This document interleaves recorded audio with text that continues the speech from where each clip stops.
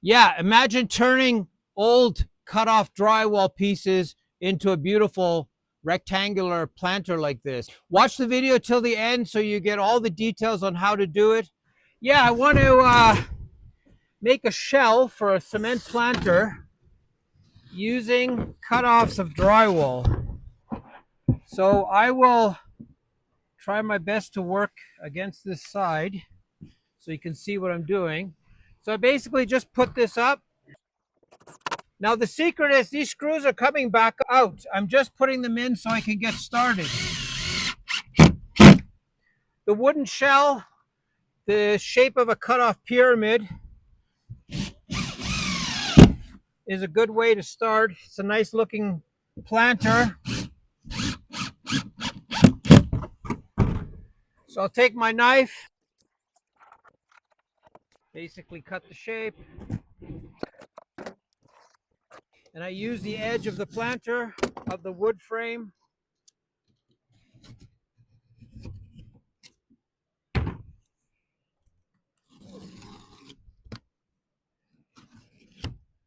Okay, that's one side done. I want to show how you deal with these corners. That's why I'm doing this side first. So I'm using 4 screws that are going to come out once I get this glued together.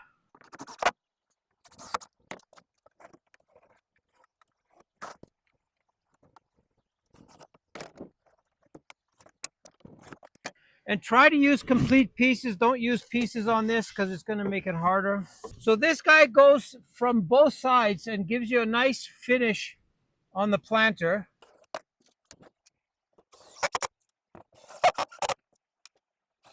So what I'm getting at is I want to overlap these 2 edges so that I get a nice finish that we can put on some tape and some glue so that we can release it quite easily from the cement.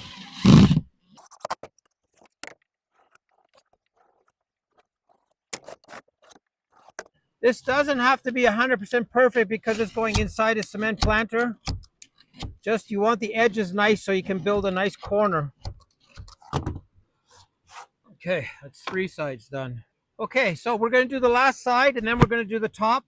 And then we're going to glue it together so you can see how it looks and that it doesn't move around on us. That's very important. We want to get this to stay and use this old drywall with a real purpose.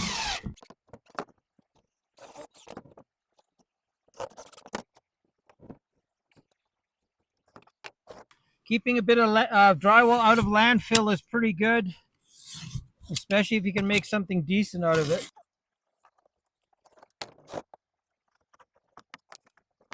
Okay, there's our shape. We need one on top.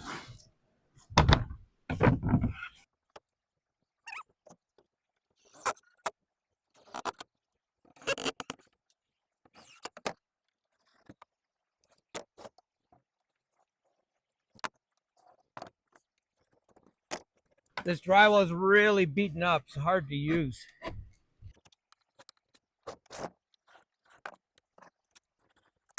Okay, we're done with that. Now we're going to fabric this.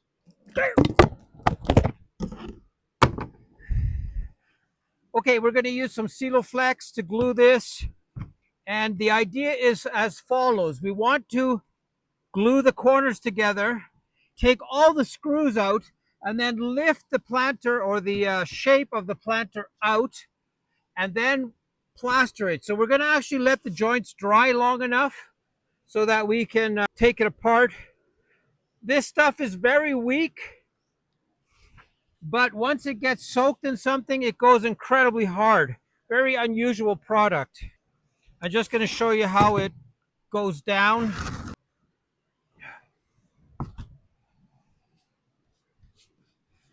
It's almost like a white glue.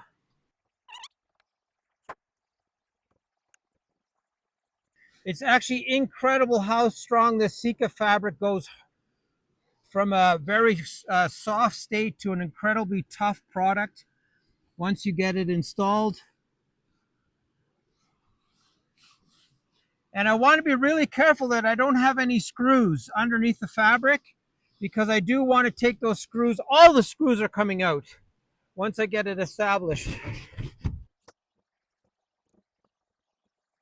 Even where the drywall is showing, I want lots of glue there. I don't want any bubbles or air. These spaces don't worry me as much as having air pockets.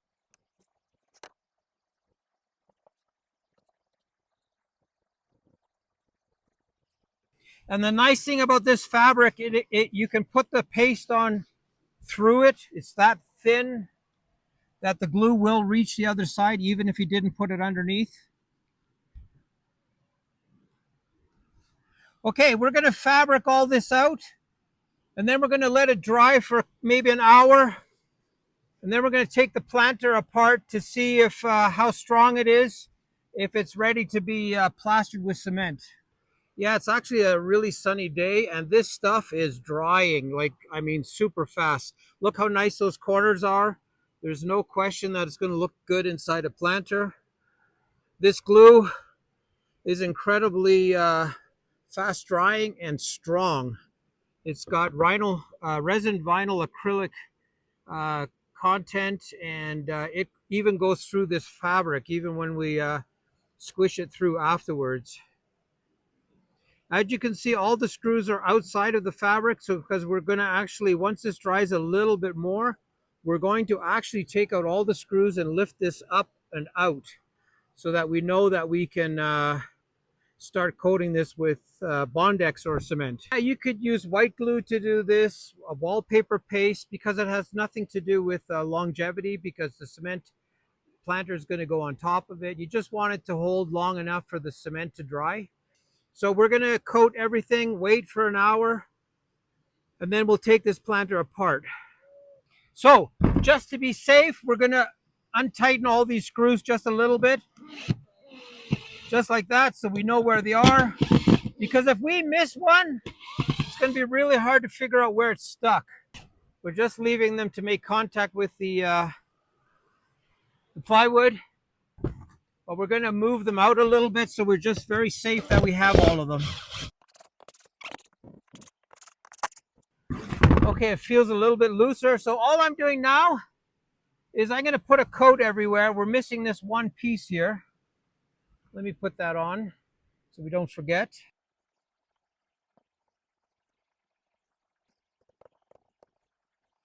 Okay, we're going to finish gluing this up. We're going to let it set for maybe an hour. And then we're going to take this off, and we can start with our cement work right away. Okay, it's 2 hours later. Everything is dried. It's starting to rain a bit now, but what I want to do is I want to free the plaster mold, the drywall, scrap drywall mold, from the actual wood. To do this, I need to take out all the screws.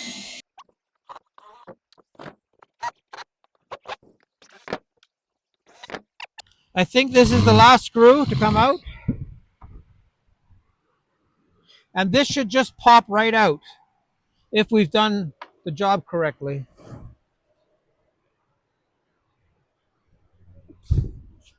Yeah. Okay. So this can be used for future use. That's what it looks like as our mold. The drywall is irrelevant inside there because it's never going to see the cement. The only thing that sees the cement is this sealed used drywall. Yeah, so we made this wooden frame to give it a little bit more detail. We'll have a lip around the bottom of the planter. So we've made it in such a way it's 2 inches all the way around. So we're going to mix up some bonding agent and some cement, and we're going to start to make this guy. Yeah, I start off by putting glue or Bondex on the edge of the planter so I can glue it down to the table and lift the planter just a little bit off the table so that the grout goes underneath the planter a little bit. It gives us a little bit of a nicer guarantee that it's finished nicely on the bottom. Okay, I'm going to glue in my frame, and you'll see what this frame does for us. It actually will add 2-inch rim around this planter. Okay, you'll see what this frame is going to do. All I'm going to do is I'm going to glue it in just so it doesn't move on us. There's a metal table underneath here, so I can't shoot it. Okay, that's in place. Not moving too much.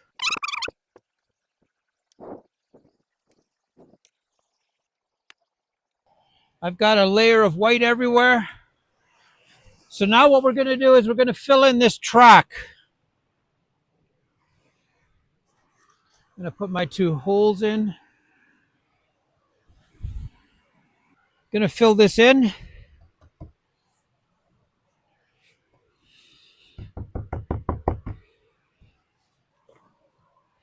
This is 3-to-1, a very rich mix. And I'm going to work it in a bit. And this lip makes this piece look a lot more elegant, a lot more expensive, or however you want to describe it. It just adds that much value to it. Like, don't fill up one side completely and then you have to go all the way around and get it started. Okay, we're going to finish this up, trowel it off, and then we're going to start to move up. Yeah, I'm doing this on purpose. I'm starting at the top just to show you that this stuff doesn't sag, this cement mix, because of the gooiness of the bonding agent. So basically all I'm doing is I'm putting a nice layer of cement everywhere. And in this case, it's really good to have gloves on because you can hold the mortar. It's better than any other tool. So what I'm going to do is I'm going to build up this whole side. It is a lot easier to start at the bottom. I just wanted to show you that it stays up easily.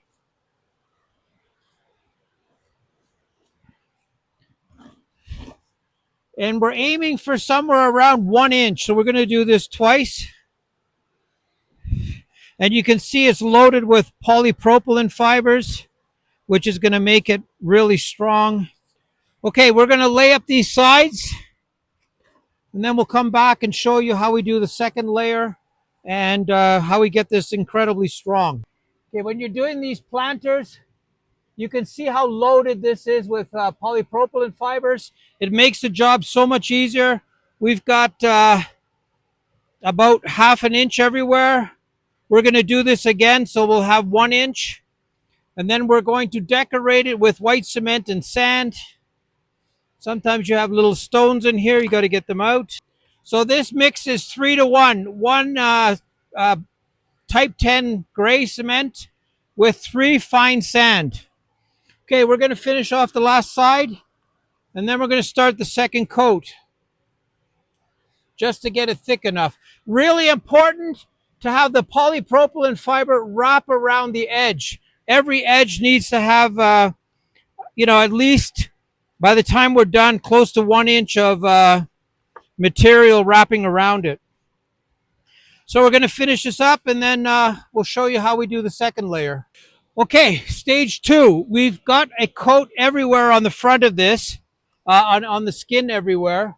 The shape is very nice. We're going to do section number 2. So basically we just start again, sort of set a little bit of a parameter for ourselves, how thick it's going to be. And then we start again. And if this didn't have bonding agent against the drywall, this process would be very, very hard to get to work. So this is the thickness, our end thickness. This is strong enough to last 10, 20 years as a planter. So we're just showing you how thick we're going. And again, I have to really emphasize, when you're going around the corner, make sure you're generous, but not making it look like it's crooked, but just go around the corner nicely to get these shapes. The corner's covered with fiber, and that's where the strength is. Okay, we're going to continue. We're going to get this double layered, and we'll show you in a couple minutes where we're at. Yeah, so this is the last side we have to finish for second coat. You can see the differences. Coat 1, it looks a bit bigger.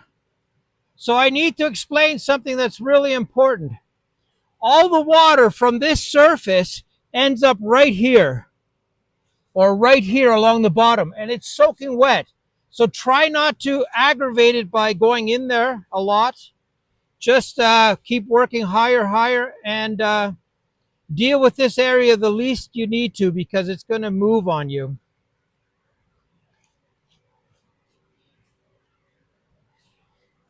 So we're going to finish this side up, and then we're going to start decorating.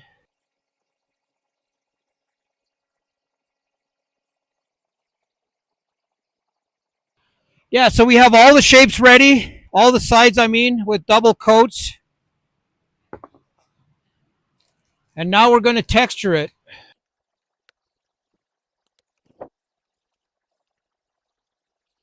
Okay, I made a video on this. Bark texture roller. Make something like this for yourself. Okay, that side's done. I'm going to go to the other side. I got a little bit of a darker spot there.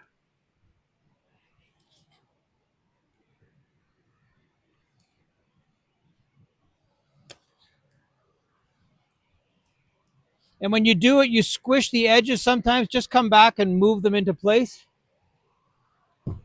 Okay, we're going to do that all the way around, and then we'll show you what it looks like, and then we're going to let it dry for tonight, and then we'll demold it tomorrow. This white powder, this white Portland cement, actually creates a bit of a separation with the roller. I like to go really slow. Sometimes it'll pick off pieces, which is nice.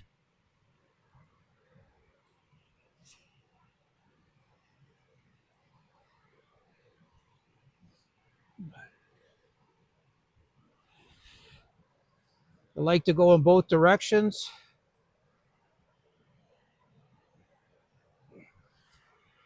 Okay, I'll come back. I've got some big holes here. Got a weird line here. Always check what you're up against. There.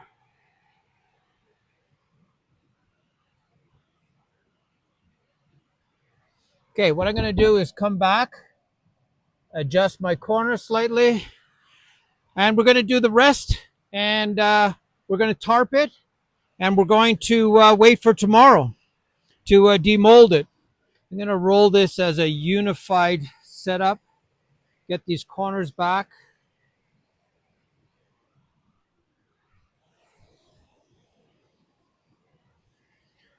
Okay, we decided to do one last thing,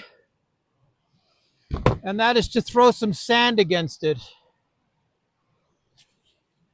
just to make it look more limestone-like and older. And I'm not being very particular about this. We're not going to do it everywhere.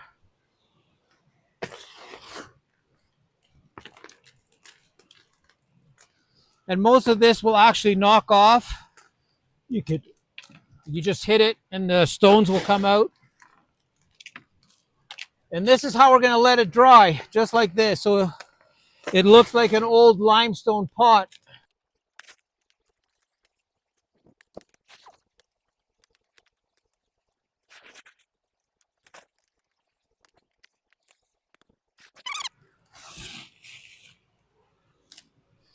Okay, we're going to tarp this up, and then tomorrow or maybe the next day is demold time. Give this enough time to dry. Yeah, we checked all the corners. We checked the gravel that we threw on it. We checked the stamping with the roller, and we're happy with everything. All the corners are nice. Now all we have to do is cover this and wait for this thing to dry. Okay, we're going to weigh this down. And we might wait 1 day or 2 days. I got to test it. Yeah, it's the next day. I'm going to take this apart. I've decided to leave the drywall scraps inside the planter because I want to see how it behaves 6 months from now.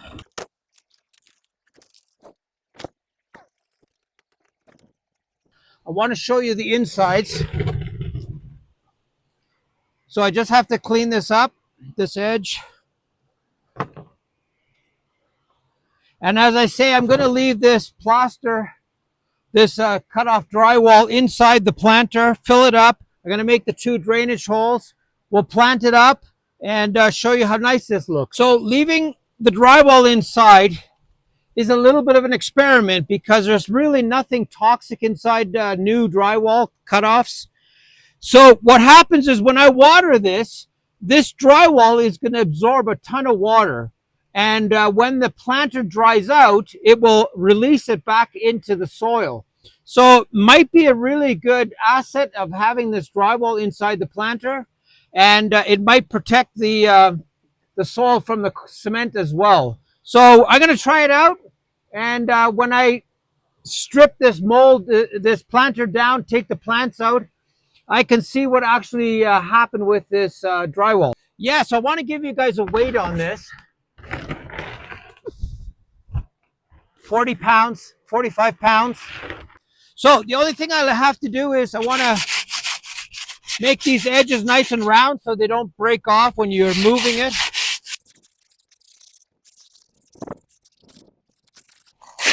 I'm going to knock a bit of this sand off. Even get these edges nice and round. I got one big rock there. There we go.